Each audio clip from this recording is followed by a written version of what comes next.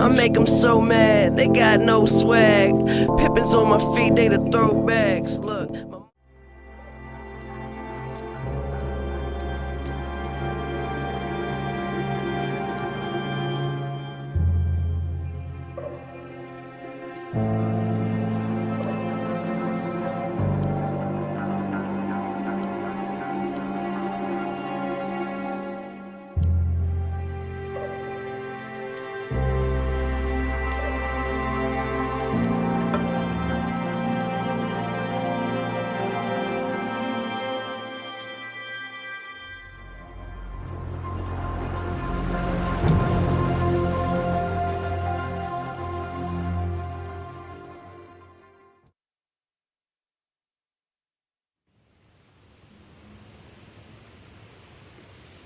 In my heart and mind, I always return to Atlantic Island Park.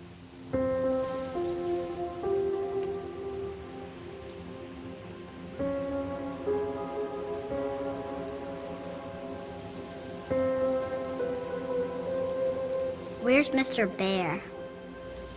I haven't seen Mr. Bear, Callum.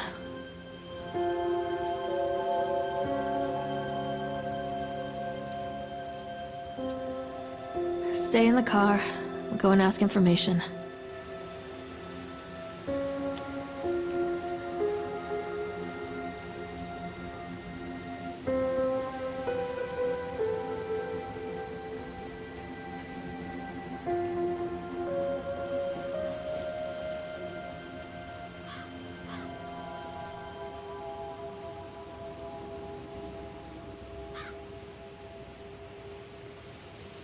Attention patrons, the park is now closed.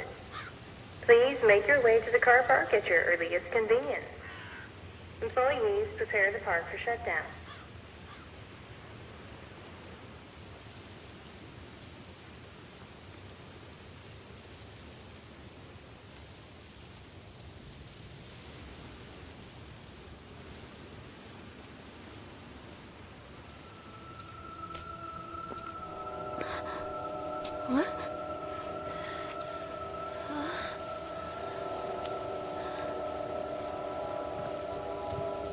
Hey, Lorraine. Don't blame yourself, Lorraine. People lose things all the time. Take a deep breath. Think about the last place you saw your son's teddy bear. Hey, stop! I think your boy just ran into the park. I'll unlock the gates for you.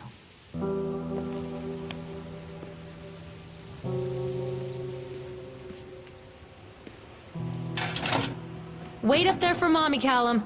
Over here! Callum, where are you going? Over here! There's something special about the entrance to an amusement park. A line drawn between the real world and the world of whimsy within. On this side, the apathy of our everyday lives. And on the other, anything we might dare to dream. It's no wonder Callum ran back inside. I wouldn't want to leave either. Attention employees, the park is now closed. Have a safe journey home.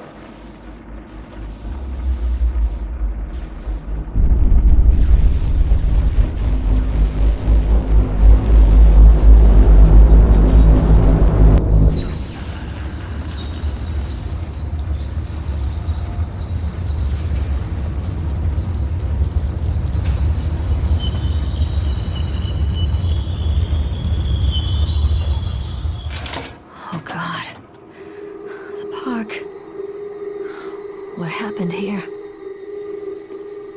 Callum! You can't catch me. Come back, Callum!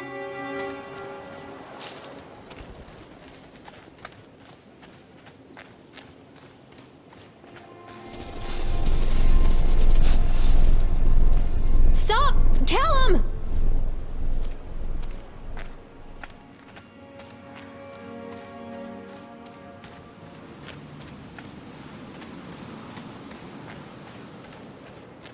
Callum, stay where you are!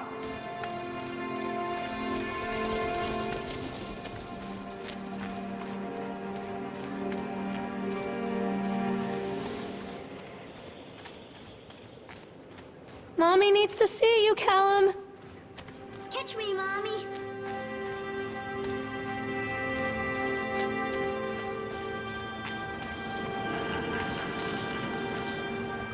Callum, stay where you are.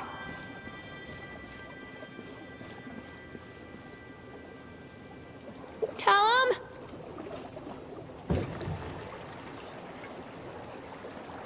Callum? Come on, Mommy.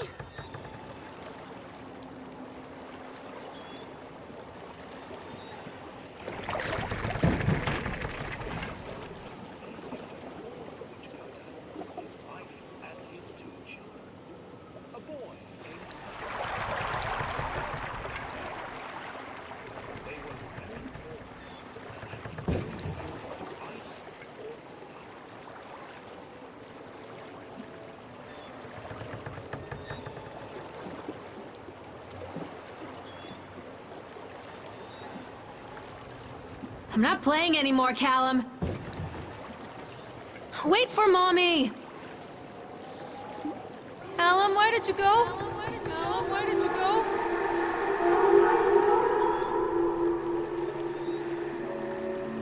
Near a great forest, there lived a poor woodcutter, his wife and his 2 children. A boy named Hansel and a girl named Gretel. They were very poor and had very little to bite or sup.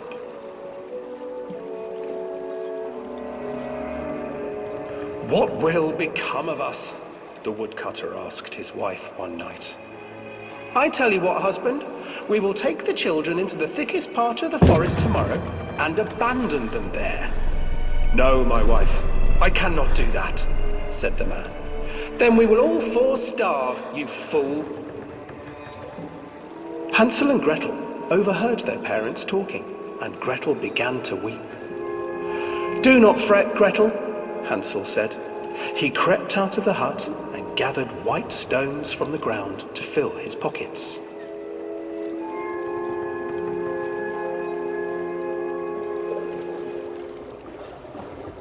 The next morning, the woodcutter leads the children into the forest. Before they leave, their mother gives them a slice of bread and warns them that they will get no more food that day.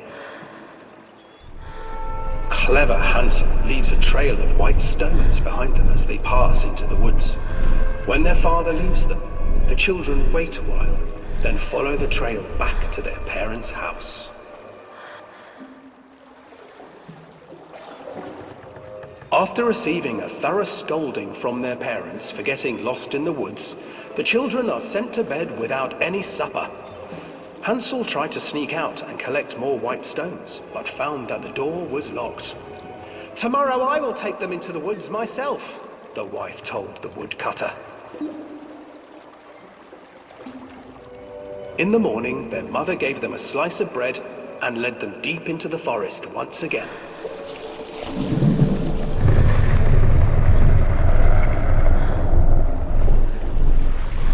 Hansel broke his bread into pieces and left a trail of breadcrumbs to lead them safely home. But hungry-eyed birds snatched up the breadcrumbs and his trail was destroyed. Abandoned by their parents and unable to find the trail home, the children wandered in the forest for 3 days.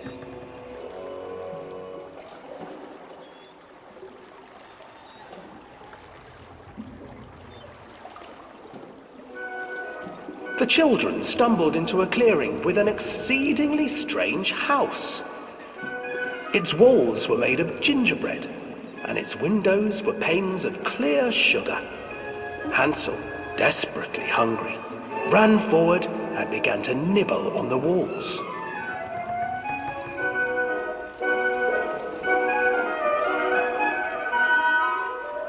"Nibble, nibble, little mouse.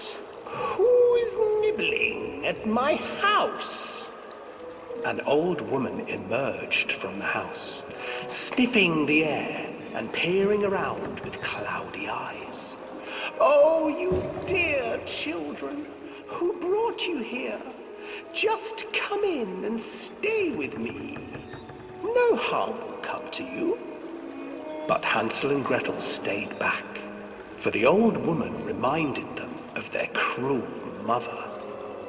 Come, children, don't be afraid. I have something for you. The old woman offered them 2 enormous lollipops. The children took them and began to eat. You see, nothing to fear here. Come inside, the old woman urged, and the children, still licking their sweets, followed.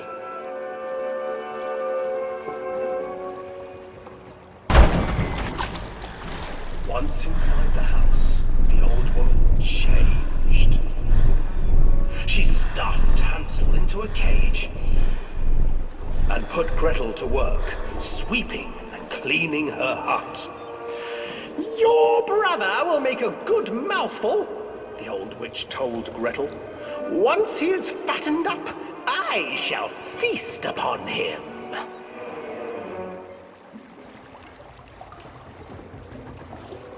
Time passed, and poor Hansel refused to eat, fearing the day that the witch would eat him.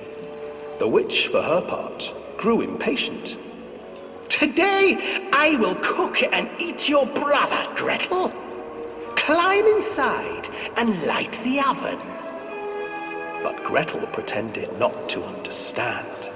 I do not know how. Where is the opening? Fool, the old witch said. The opening is here. And she moved to show Gretel. Seizing her courage, brave Gretel gave the witch a shove, and the old crone tumbled forward into the oven. Gretel slid a large iron bolt over the door to the oven. Gretel freed her brother Hansel, and together they lit a fire beneath the oven. And though she screamed and begged, the children sat by the oven until her screams had stilled, and the witch was cooked. And then, because even children can't survive on sweets, they divided up the body of the old witch and ate her.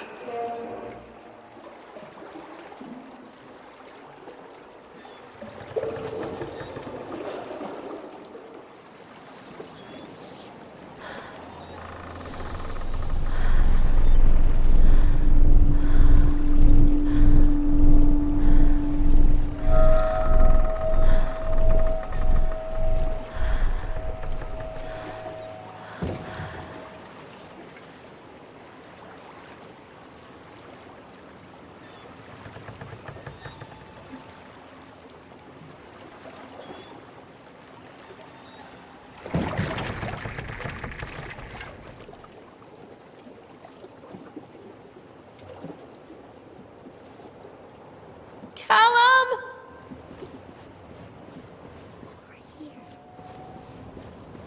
Hansel and Gretel. I used to read it to Callum when the electricity was shut off. Those poor children. The whole world against them. The forest, the birds, the old witch, even their own parents. I used to imagine that Callum and I were the kids in that story. Not mother and son, but brother and sister, hand in hand against the unkind world. We were always hungry, looking for our own house made of candy, looking for the sweetness that could take the pain away. Hunger leads people to desperate, terrible places where the tree branches reach like claws.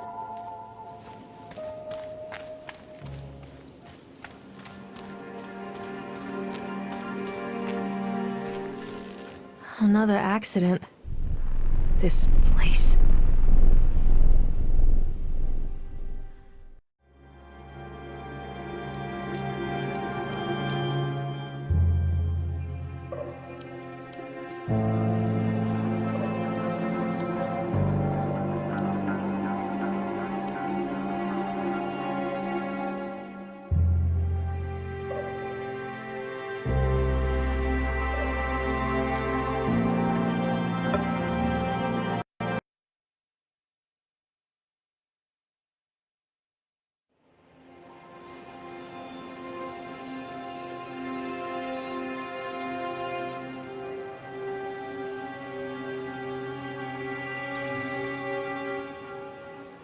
Another accident.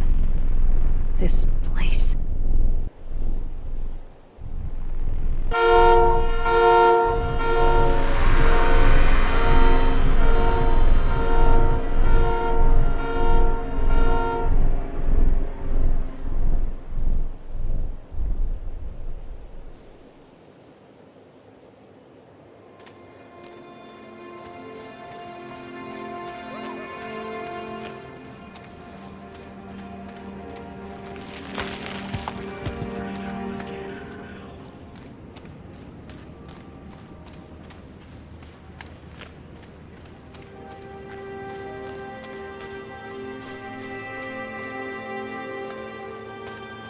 Stop hiding, Callum! Catch me, Mommy.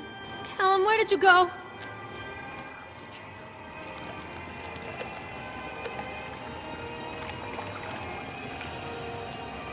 This old thing used to make the blood run to my head. Make me dizzy.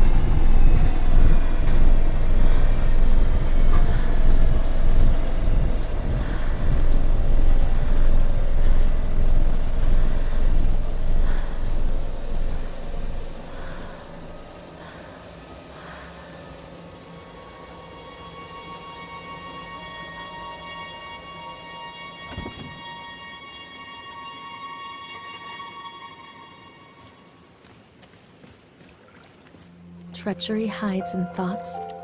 Treachery that lashes like a whip and scars our insides. The first time I saw Callum, my thoughts betrayed me. I looked down at this wrinkled, red, bawling thing and I thought, is that it? We build our world from expectations, and the world that I had built for Callum was no different. He was so real, so there, and so far from my expectations. They shattered, and as they fell in pieces, that one treacherous thought became a new foundation. All of the love that we shared, all of the warmth and goodness that followed, built on a single, traitorous thought.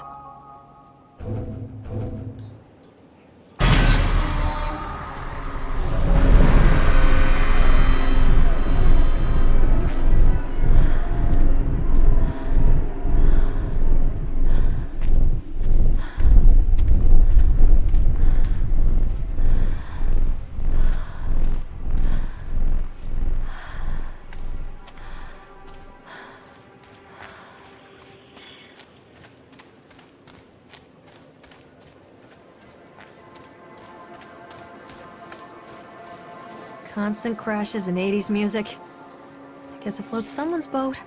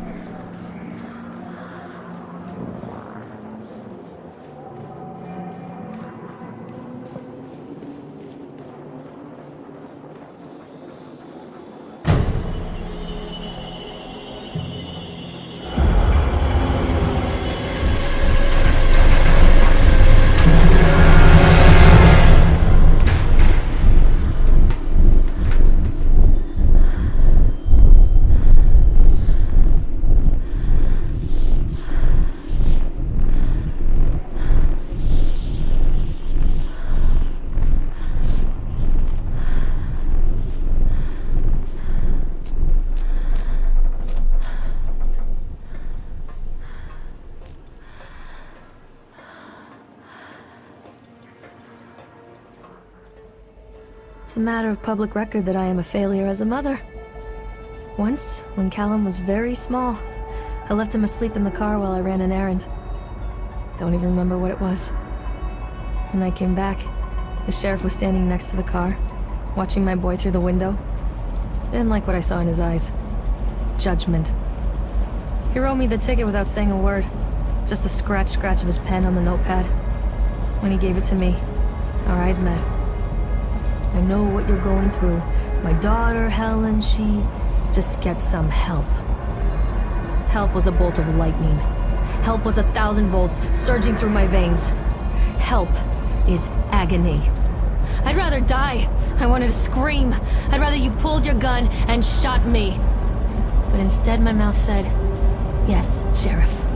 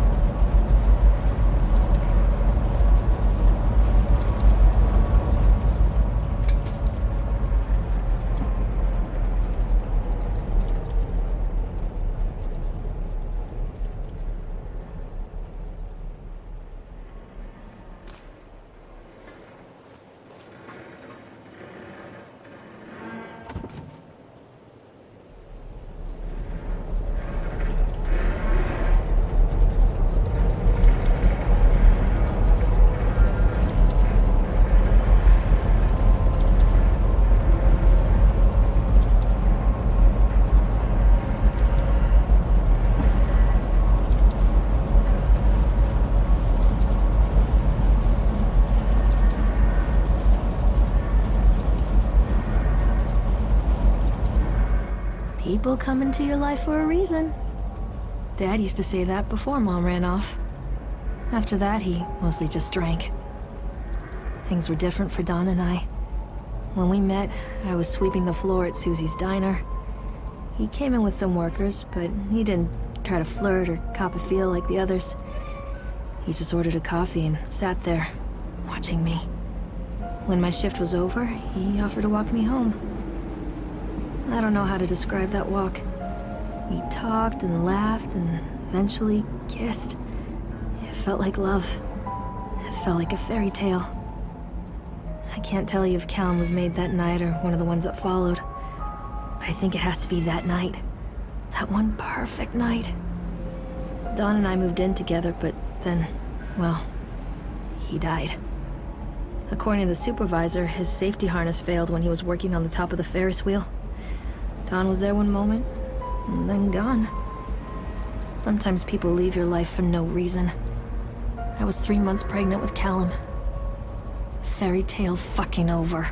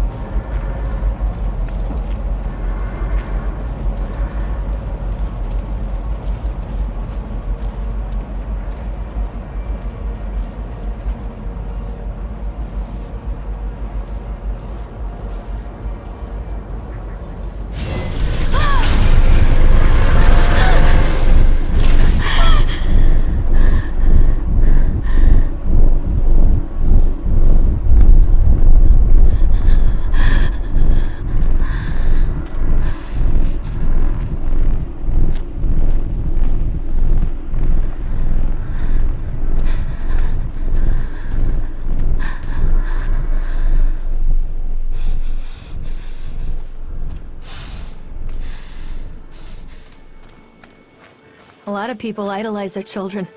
You hear them talking about their kids and just the way they talk, their fucking voices make me want to vomit. My angel likes to read, and little Johnny is so good on the piano. Fuck those people! You give up 9 months of your life carrying them, you traumatize yourself giving birth to them, and then you spend the rest of your life as their slave. Wiping asses, mopping up piss, feeding them. Little life-sucking monsters who take and take and take until... we all go insane. Any parent who pretends otherwise is just dishonest. That's called choice supportive bias. I am honest. Callum really grinds my gears, and he owes me everything. Everything. It'd serve the little fuck right if I just abandoned him. Callum, where did you go? I always wanted to ride this one. Never got around to do it before.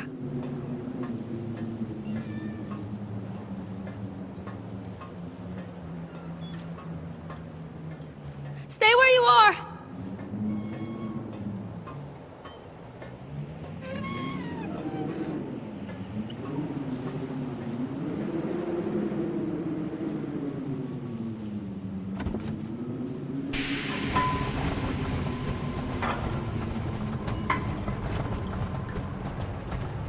What do you want?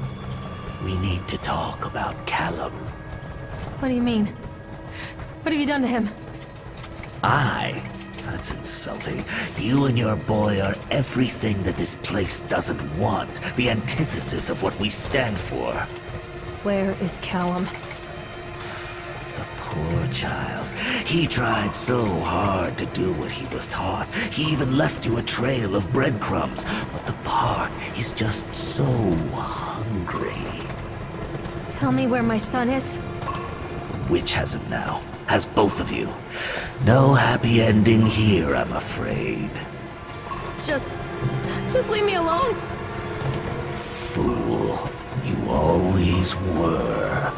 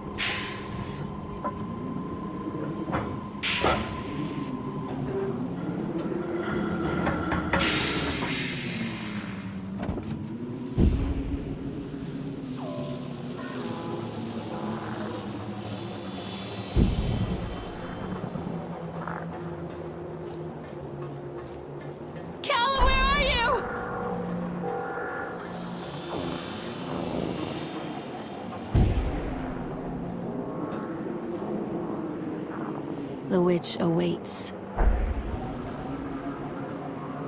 I can help you, Callum.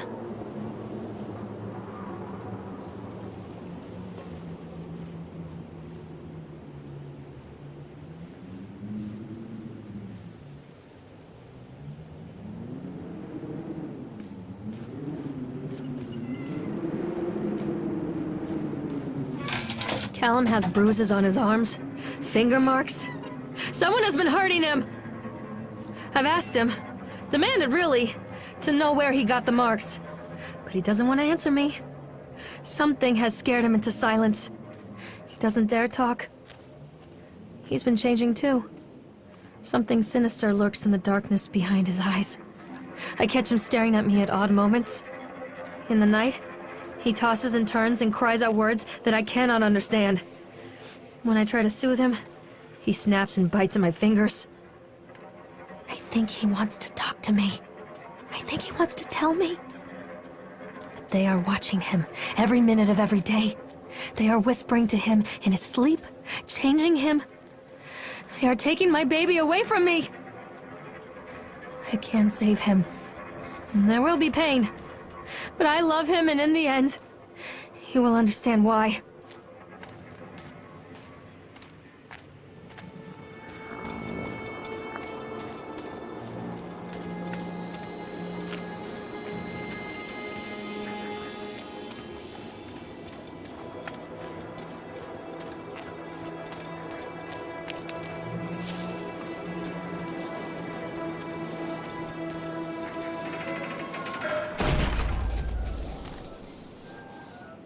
The whole town was shocked by that one.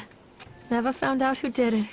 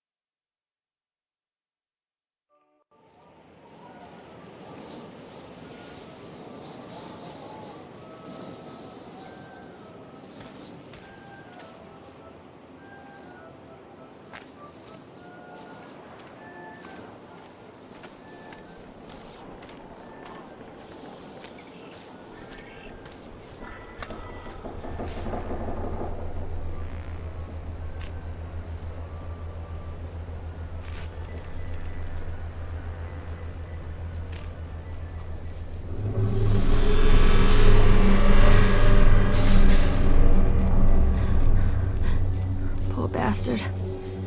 Who did this to him?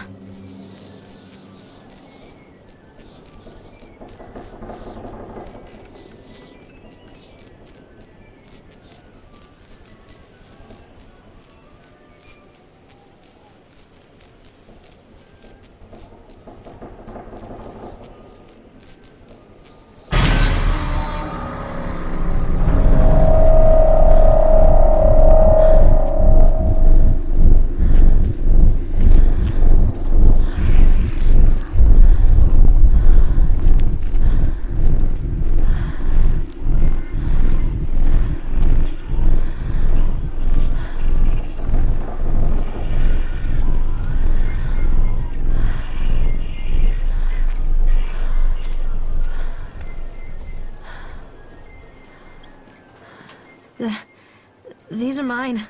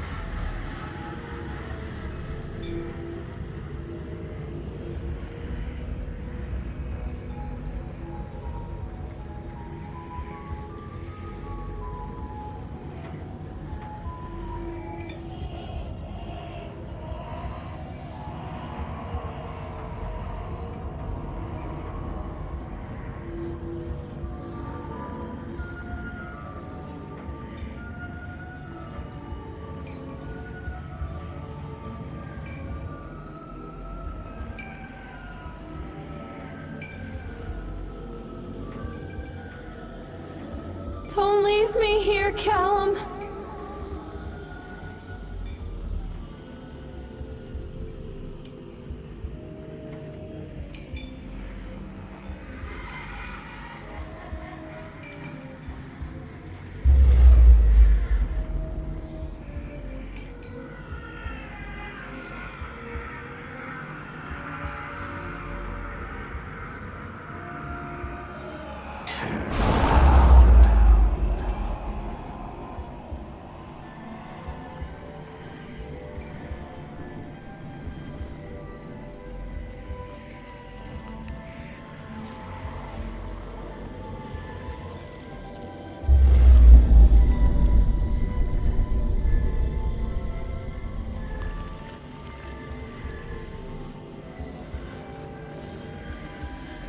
Don't touch me!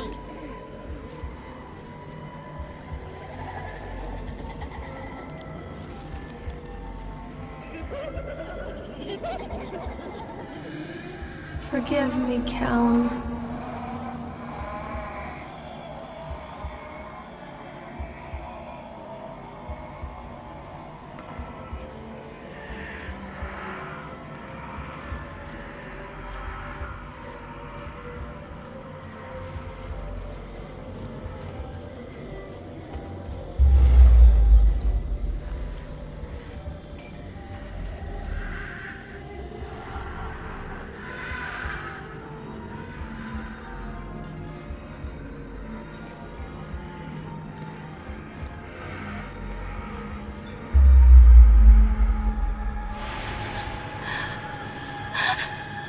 Okay, no.